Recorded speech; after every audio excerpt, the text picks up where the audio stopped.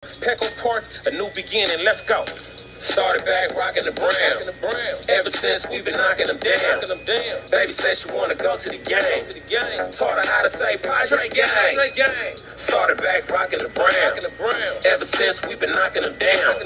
Mitchell and Ness with the old school name. All of the homies holler Padre gang. Yeah, that. What's up, everybody? Welcome to the Talking Friars pregame show for September 22nd, 2022. We got the Padres and the Cardinals today at 1:10. It's the series finale. Joe Musgrove on the mound for the Padres against Jack Flaherty. Looks like it'll be a pretty good pitching matchup, but I don't think it's going to be a better pitching matchup than what we saw last night. Miles Mikolas, he pitched good for the Cardinals. Blake Snell obviously was the story. He pitched better than Mikolas did. 7 innings, 2 hits, 2 walks, struck out 13 guys, had 6 and 2/3 no-hit innings. Probably the best Blake Snell start that I've seen him have as a Padre. There's been some really good ones. There was one last year against the Dodgers that I was at late in the year. I think it was August, whenever it was. He pitched pretty deep into that game, but I believe he gave up a home run late to give up 1 run. He didn't give up any runs here, and the 2 hits that he did allow were ground balls to second base that would be outs probably if this game happened in 2023. Hitting 98 miles an hour with his fastball, striking out Pujols in the first at-bat. Sometimes there were at-bats where it was fastball, fastball, fastball. You knew what was coming, couldn't hit it. Hopefully, Joe Musgrove can be on his game like we saw last time out against Arizona, and the Padres can get a series sweep today. That would be great heading into Colorado, where you never know what's going to happen. Padres' magic number going into today's game is 9. Milwaukee won last night, so they didn't gain anything from there, but they still have a 4-game lead on Milwaukee for a playoff spot. I believe they have a game-and-a-half lead on Philadelphia still for the second wild card. So last night was a tremendous night, and you hope that the Padres can carry that over to today's game. I would expect the lineup to look a little bit different today. Campusano probably catching for Musgrove. I believe Pujols is going to be in the lineup for the Cardinals, but neither team has released their lineups yet. Grisham will probably get in there in center field. That's what I would expect. But again, the lineups are not out. But if you have any questions, any comments, feel free to leave them in the chat. If you want to support the channel, I encourage you to use that super chat button, the $ in the comments. On regular videos, you can use the super thanks button. And I also hope that you subscribe to this YouTube channel for daily Padres content if you have not already. I appreciate the support, and I'm just a diehard Padre fan talking with Padres fans. So I want to talk about this pitching matchup here while we wait for the lineup. So Flaherty on the mound for the Cardinals. Padres faced him, I believe that was game 3 of the wild card series in 2020. Padres obviously won that game. As far, excuse me, talking about this year, he's been hurt a little bit. He started the season, I believe, on the IL, didn't make his first big league start until June 15th. Then made a few starts there, and then he was out, at least big league action, just looking at his game logs. He was out for another couple months, a little more than that. He went June 26th, then he didn't pitch in the big leagues again. He went 2 innings against the Cubs there. Didn't pitch in the big leagues again until September 5th against the Washington Nationals, where he went 5 innings to get 1 run. After that, his last 2 starts, September 10th against Pittsburgh, 5 innings, 3 runs, and then his last start, September 16th against Cincinnati, 5 innings, 4 runs. So it doesn't look like, just looking at the game logs here, he hasn't been his sharpest, but he's still reaching a pretty good pitch count. It's not like he's throwing 70 pitches out there, and they're still limiting him. They're probably keeping a watchful eye on Flaherty, but he's going 91 pitches. That's what he's gone 2 of his last 3 starts, 87 pitches against Pittsburgh on the 10th. So it doesn't look like there's too many limits on him. I don't watch the Cardinals every day. I haven't watched a Jack Flaherty start, I don't believe, this year. But, I mean, he was probably one of the best young starters in baseball in 2020, and then going into 2021, he just hasn't really been healthy this year. I want to look at his 2021 numbers. Didn't have a whole lot of starts in 2021 either. Pitched April, May, but then didn't pitch June, July, start of August, at least in the big leagues. So the injuries have kind of gotten to him a little bit these last couple years. But when he's on, I mean, he's one of the best starters in baseball. So we'll see which Cardinals starter the Padres get. Do they get the real Jack Flaherty? Uh, or do they get the one that's kind of pitched the last couple starts where he's given up 3-4 runs? If the Padres can get 3-4 runs off of Flaherty, and you got Joe on the mound, I'm going to take my chances with that today. And Joe Musgrove in his last start, he pitched really well. 6 innings, no runs. For me, I was thinking about this earlier this morning. Musgrove and Snell, they're pretty identical when they're on, at least for me. Like, you know that a quality start is going to come. You know they're going to get a good amount of strikeouts. Last time out, Musgrove struck out 8 guys in those 6 innings of work. When they're on and when stuff's working, they have those 2 pitches. They have the fastball that they can locate in. They're not afraid to go in. They can go up with it. And then they also have that slider, the breaking ball, that is absolutely nasty. Snell's a lefty, so yesterday, all of his breaking balls that he threw for strikeouts, they weren't down the middle. They were perfectly down and into righties. And Musgrove, it obviously is down and into lefties, down and away to righties. But in terms of the pitches, it's not going to be the same location for the breaking ball because one's a righty, one's a lefty. But in terms of the pitches that they throw, their 2 main pitches that they can go to when they're on, those are 2 of the most dominant starters in baseball, again, when they're on. And so maybe we'll see a probably not identical outing as Snell because Snell was just amazing. I'm not expecting 13 strikeouts from Musgrove today. But if the Padres can get 6, 7 innings, 2 runs out of Musgrove today, sign me up for that. Let me pull up the bullpen situation for the Padres today. So Hader yesterday, 12 pitches. Suarez, 12 pitches. I'd expect Hader to be available today again if they need him to. Look, getting a sweep today against the Cardinals, that would be huge. This is a team that the Padres could potentially play in the postseason if they're a 6 seed. Right now, the 5 seed's looking pretty good because the Phillies continue to lose games. I know they won last night, but before that, I believe they had lost 5 games in a row.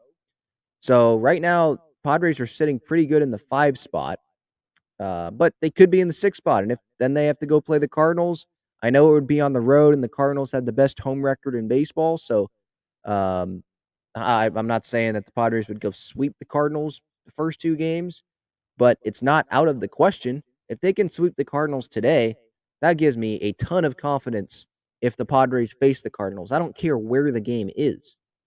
Like, I know it's probably harder to play in St. Louis than it is to play at home, obviously. And the Cardinals obviously play better at home, like I just mentioned.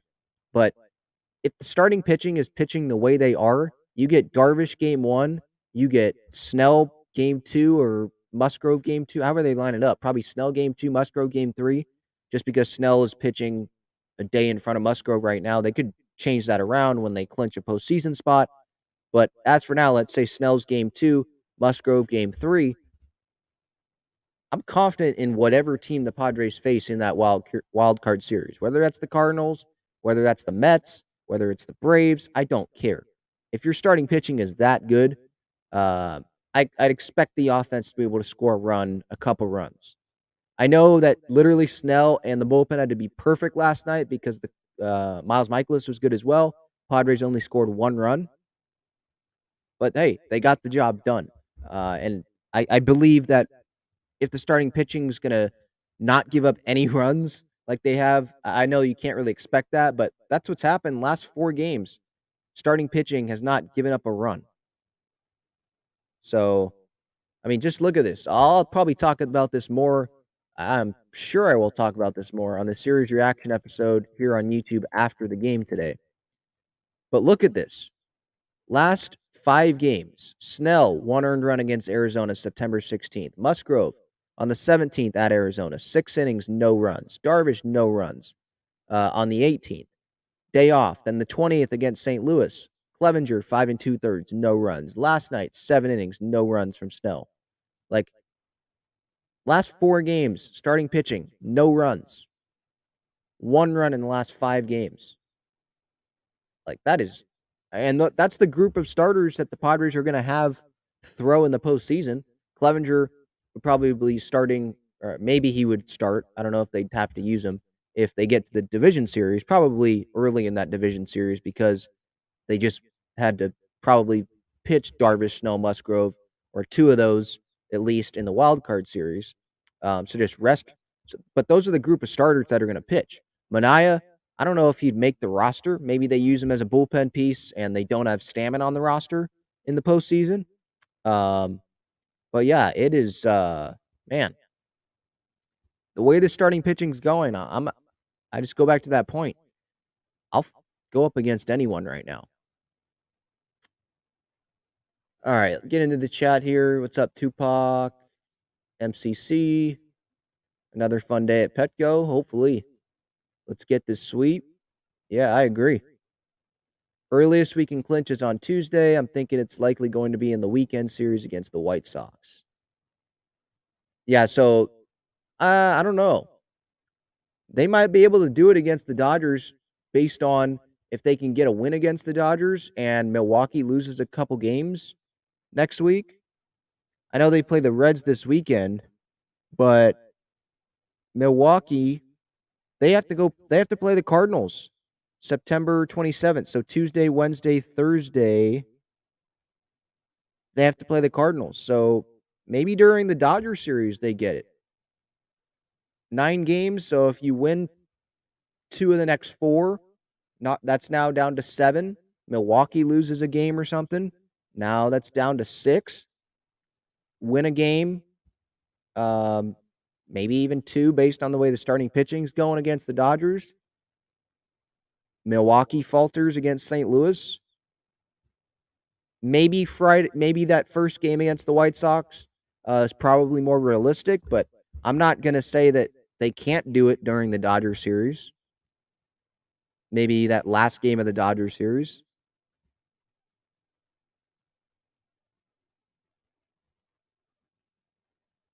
MCC says, how are Musgrove's day game splits? I have no idea. That is a good question. You can look, I'm sure you can look that up.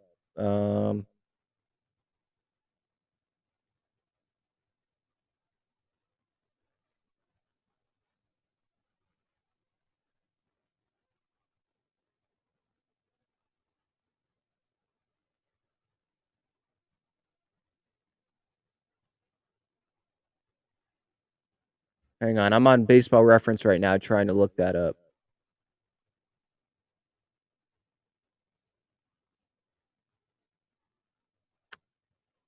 So day games, he has a 3.49 ERA this year, 56 and 2/3 innings, 65 strikeouts, 14 walks.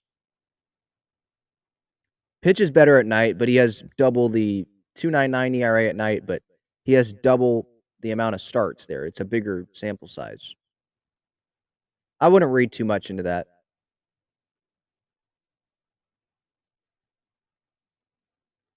By the way, I don't believe he has faced the Cardinals yet this season.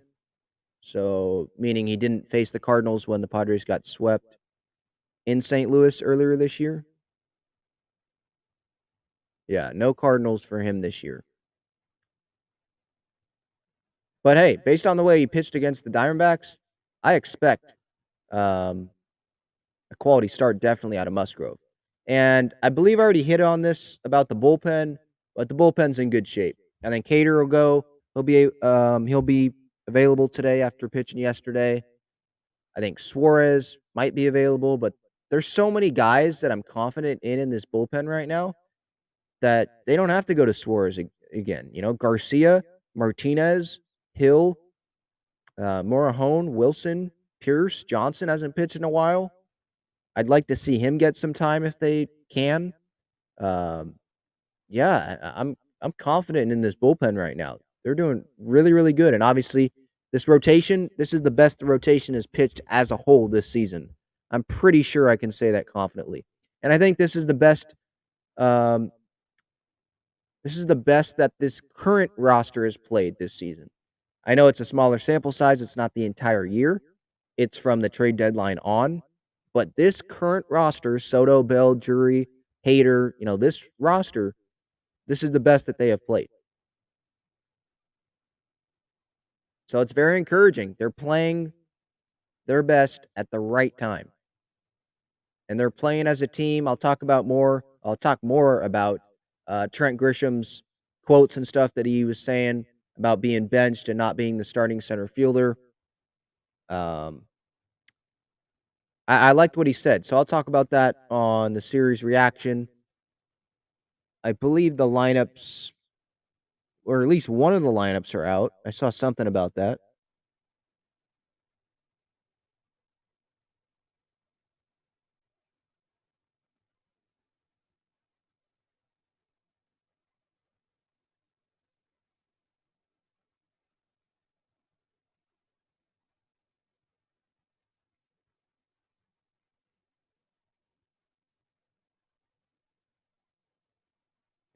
Maybe not. I swear I saw something on Twitter about a lineup being out. Yeah, I don't see any lineups out yet. But assuming Soto's in there, my Padre pick is Juan today. Yesterday, I went with Manny. He did not get a hit. So I am 94 and 50, I believe, now, so far this year in my Padre pick. While we're waiting for the lineups, I will get to some questions here. 110, by the way, is the first pitch. Valley Sports San Diego. 97.3 the fan.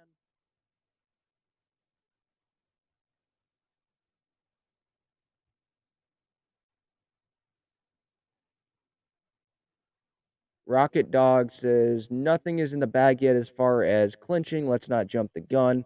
Yeah, I understand that, but look, if the Padres go 7-7 in their last 14 games, the Rockies, the Brewers would have to go 12-2, I believe, to knock off the Padres. That's probably not going to happen. So I understand that, and as Padre fans, don't want to jump the gun. I understand that, but I'm confident they will make the postseason. Obviously, it's not 100% guarantee right now, but I'm confident they're going to make the postseason. It's not like they're playing like crap. They're playing well, really well. Yeah, that's a good one, Jeffrey Azokar. If he's in, he's your pick. Yeah, he's on a 7-game hit streak. I don't know if he'd be in today, day game after a night game. I know that's usually more for like catchers. Um, but you do want to get Musgrove in there. I don't expect Azokar to be playing for 14 straight games. I think they have like 13 left now, but it was going into, I think, this Cardinal series, they had 14. So actually, they have probably 12 left now. Or is it? No, it might be 13. I saw it on Twitter, that stat. I forget if it was after Tuesday's game. I think it was after Tuesday's game. Still waiting for the lineups.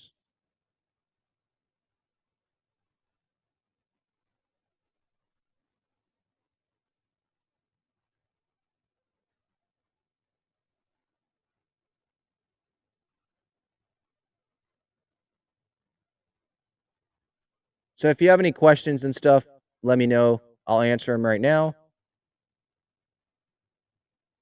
But again, this would be a big game to sweep, a big series to sweep. Get this final game of this series. Definitely gives probably the players a lot of confidence, right? Hey, you just swept the team that you could play in the postseason. You're playing really well right now. That burn the ships mantra, oh, that's working. I don't know if it's that, but I'm going to run with it. You could say it's the Bob Melvin meeting after Thursday's loss against Arizona, where they were flat, calling the team out in public, saying like, we weren't even fighting. It didn't even look like we put up a fight. I need to inspire them more. Really calling out the players, and it has worked. So whether it's a combination of the Melvin calling them out, players only meeting with Crony writing down on the whiteboard, burn the ships, meaning only way to go is forward. Like you can only go one way. The time to go is now. Got to go now. Um, Play as a team. All of that selfish desires, personal desires, burn it. Put it on that ship, burn it, and let's go. Like this is the time to go. It's working. It is working. They are 5-0 since that. Took the last three in Arizona, and they've taken the first two against St. Louis. Jeffrey here says having the tiebreak is huge. I think it could definitely still be huge, but the Padres do have a 4-game lead on Milwaukee right now. I don't expect it coming down to the tiebreaker. The way the team's playing, Milwaukee, they're going to have to win a lot. They're going to have to win a lot more than the Padres over the next couple weeks. So I don't expect the tiebreak coming into play. But obviously, yeah, you'd rather have the tiebreak in your favor over Milwaukee than having Milwaukee, with the tiebreak advantage over you. I think it was probably is huger a word. It was probably more huge a week ago or something after Thursday night's loss, where it was like a game and a half, and we're like, oh, holy cow! Okay, thank goodness we have that tiebreak. Maybe that can save us a little bit. Now they've opened up the lead a little bit here, and so they're fighting for the 5 spot right now, not just to get in. I know what I care about as well. Number one priority over the 5 spot. The first priority is getting in. So whether that's the 5 or the 6, I don't care. It's about getting in. But right now, as the standings show, they are fighting for the 5 spot. It's the Phillies that are fighting with the Brewers for the 6.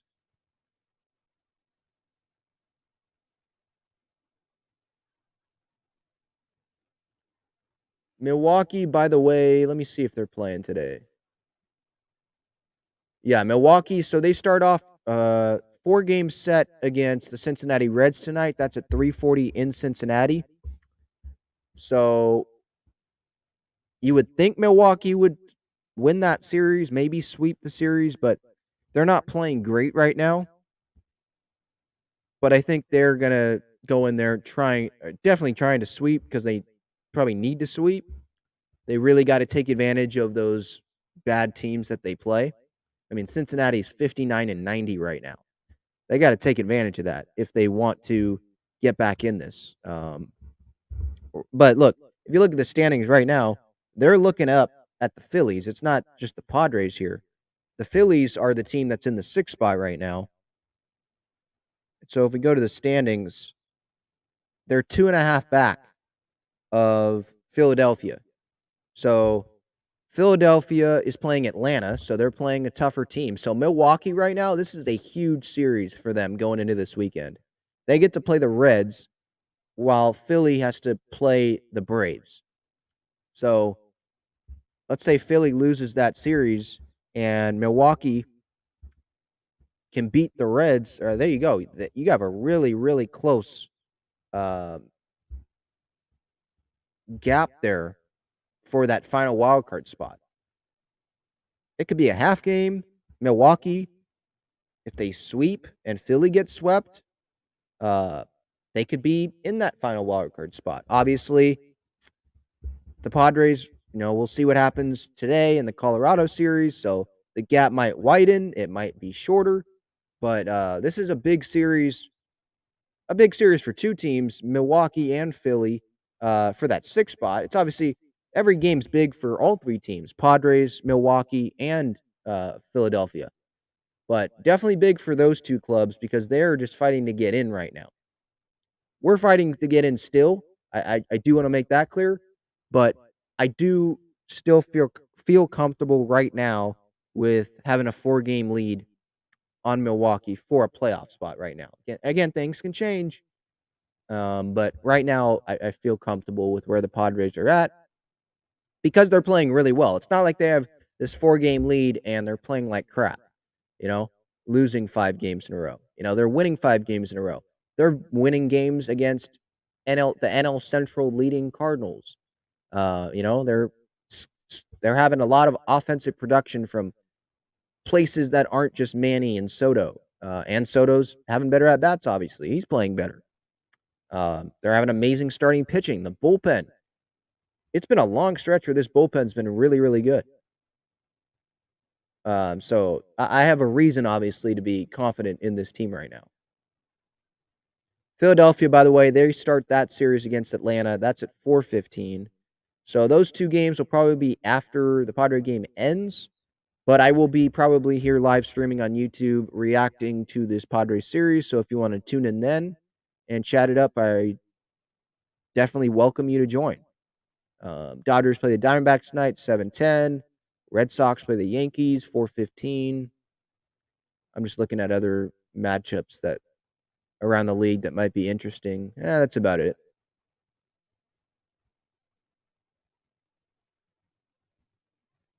Okay.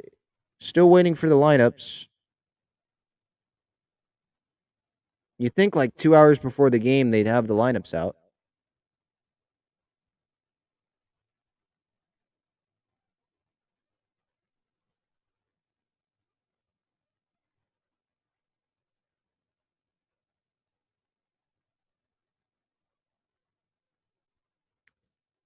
Oh, we have audio here. So 97.3 The Fan. I'm guessing this is Sam Levitt. He caught up with Josh Bell talking about Blake Snell and his performance last night. So here is that piece of audio. Unbelievable. I mean, I grew up, I faced this guy in the minor leagues, and I've never seen him throw that hard for that long. He's commanding the fastball, commanding on the inner edge, just making it that much more tough to lay off the slider for those guys. So a lot of swings and misses. You saw the 13 punches. It was definitely a treat to watch. What do you remember about facing Blake in the minor league? Just more of the same. Just the spring rate fastball. Before that was a coin term, and the slider. Just trying to tell myself to lay off that thing inside. If it's going to be a swing, it's got to be up. So it's fun to finally play with. Yeah, so that was Josh Bell. I mean, imagine facing Blake Snell. He was absolutely nasty last night. Like having your fastball go 98 up. He wasn't afraid to go in with his fastball on Nolan in that game, having that nasty break. There was that one breaking ball that like hit the dirt or it might have hit the grass on the infield. It was just total bouncer, and Corey Dickerson still swung at it. It just made him look stupid. So Blake Snell, that was the best performance I've seen him have as a Padre. And so, man, I am just pumped to see that guy performing well. I thought he would perform well down the stretch. Obviously, in May or whatever, when he's not throwing a lot of strikes, he's walking guys, getting pulled from games in Colorado because he can't command the strike zone, walking multiple guys, hitting some guys. Uh, Obviously, it's like, dang, this guy is so frustrating. He's so freaking talented. Let's find the strike zone. But I'd rather have him do that now, or excuse me, have him do that in May than have him pitch like that now, right? I'd rather have him pitch how he's pitching now, going into October, than have him pitch great then and be struggling now. Because when Clev's on and when Snell's on, who would you rather have? I'd rather have Snell. When Snell, there's nothing against Clev. I'd rather have Snell than Clev if both guys are on. And what if Snell didn't have it right now? And you switch May and right now, you'd probably have Clev as your one of your top 3 guys. And I'm not saying it's a bad thing. He 5 2/3 shutout innings last time out, but I'd rather have Snell over Clev as a top 3 guy in a wild card series if they're both pitching well. And so my point is, it's definitely a positive that Blake Snell is pitching well right now, obviously, than compared to when us I say us because we were all pissed off. Probably we were all mad about him doing what he usually does at the beginning of the year, feeling himself out, just having some trouble with his command. It takes time. According to him, I've never pitched in the big leagues, so I'm going to take him at his word for it. I'm pretty sure it's tough to do. These guys are human as well. And so I realized that. TJ here asks, what do you think happens with Chris Matt? Can space be made for him on the postseason roster? I think it can. I don't know. There's 28 guys right now. There's going to be 26, I believe, in the postseason. So who would you take off? Would you take off a catcher? Are you putting Campy on the postseason roster? Or are you having you'd think they'd want Alfaro there. So Liberato is one. He's gone, right? And then would Stammen be taken off? But then you're not replacing those two guys because it's from 28 to 26. I don't know if there's room.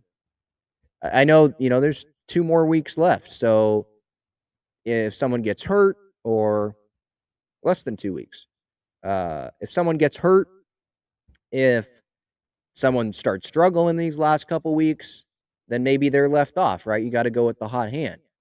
Maybe Manaea's left off the roster. Or maybe Clevenger's left off the roster because they only need 3 starters and they like whoever they have in the bullpen. Then maybe Chris Matt comes. But you would think that they're not going to bring Chris Matt onto the postseason roster unless injuries happen or whatever. They're not going to bring him on the roster if he wasn't on the big league team to end the season, I wouldn't think. So I would think that Stammen and Liberato would be gone. And they'd carry Alfaro because he's been valuable in the clutch, and Campy to catch Musgrove. That's just, I'm not looking at the roster right now. That's just off the top of my head what I would think would happen if they're narrowing the roster down from 28 to 26. But again, as someone else said in the chat here, I don't want to get too into that because they obviously haven't clinched a spot. I do believe they're in the postseason. Like I've said, even when they were sucking, the Padres were, I still believe they were going to make the postseason because I thought guys were going to turn it around, and they have. But still, there's work to do.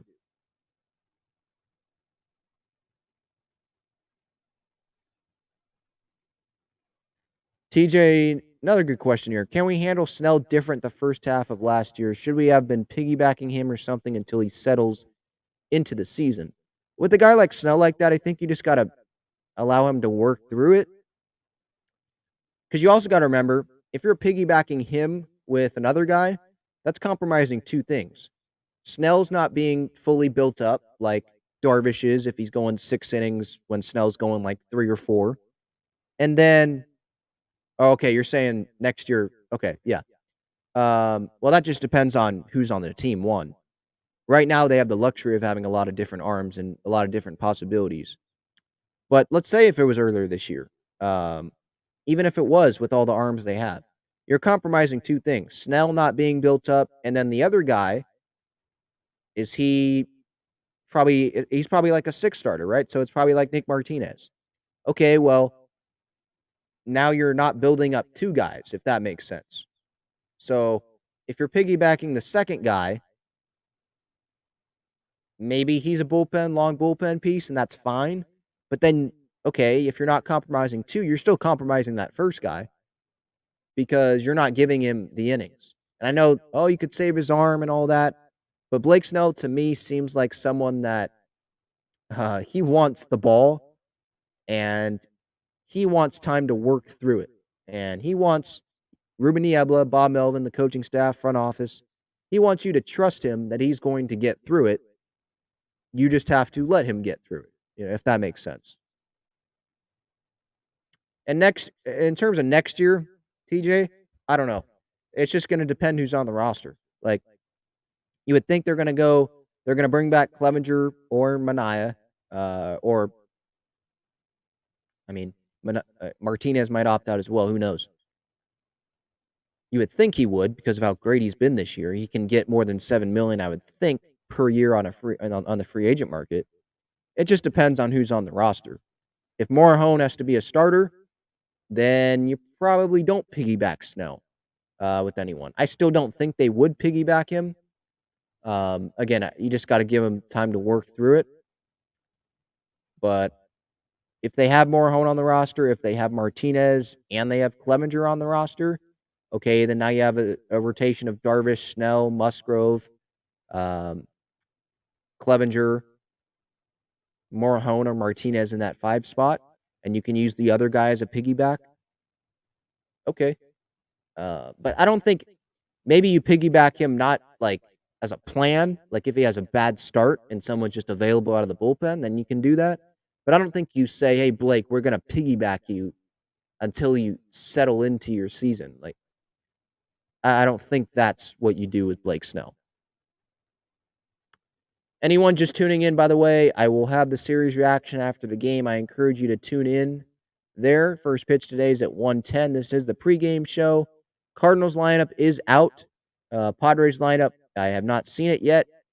MLB.com here has Tommy Edman leading off at shortstop. Brennan Donovan's at second. Paul Goldschmidt is at first, batting third. Nolan's at third, batting fourth. Corey Dickerson is in left. Albert Pujols back in the lineup. I wasn't so sure if he was going to be in the lineup because right on right, day game after a night game, Pujols is like 42, so I didn't know if he was going to DH still, but he is DHing. Alec Burleson, whatever how you say his name, he's in right field. Andrew Kisner, so no Yachty again. That's 2 straight days without Yachty in the lineup. Kisner is catching, batting 8th, and then batting 9th, Lars Nootbaar. He is in center field. So I don't see a Padres lineup yet.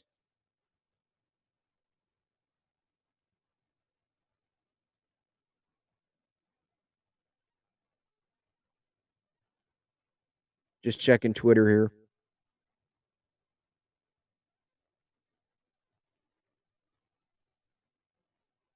Yeah, I don't see any Padres lineup yet. So if you have any more questions, let me know what questions you have. I'll answer them. If not, then just stay tuned to at Talking Friars on Twitter for the in-game clips today, and look at the Padres Twitter, Instagram for the lineup.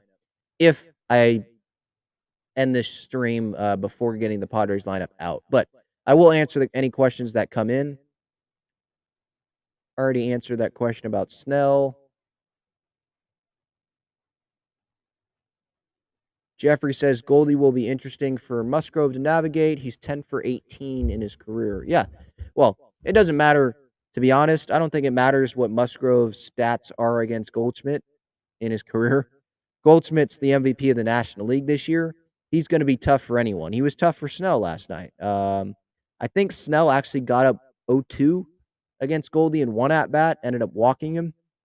He also got behind 2-0, and then I believe came back and got him out, if I remember correctly. So, yeah, Goldschmidt, he's one of those guys, like, he wasn't really biting on Snell's breaking ball last night.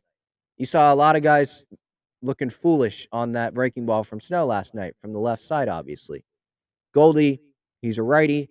When that breaking ball would be thrown in there, he'd be go, go, go, go, go. No. You know, he has a good eye at the plate. So, yeah, Goldie's, it doesn't matter the pitcher. He's going to be tough. And, yeah, definitely that's a matchup to watch. 10 for 18 in his career off of him, 556. Tommy Edman, 15 at-bats, hitting 400 off of Musgrove. Arenado, 8 at-bats, 375. So, yeah, the top of that order, that's definitely to watch. Edman, Goldschmidt, Arenado, watch for that against Musgrove. And also Pujols, obviously 2 home runs away from 700. If Musgrove hangs a breaking ball, which he has done, didn't happen really last start, but he has done that. I think it was a couple starts ago. It was against the Dodgers. I think it was Turner and Chris Taylor. He did that same pitch location. If he does that, Pujols can take him yard. So we'll see. Definitely lock in on that matchup when that comes up. Still don't see a Padres lineup.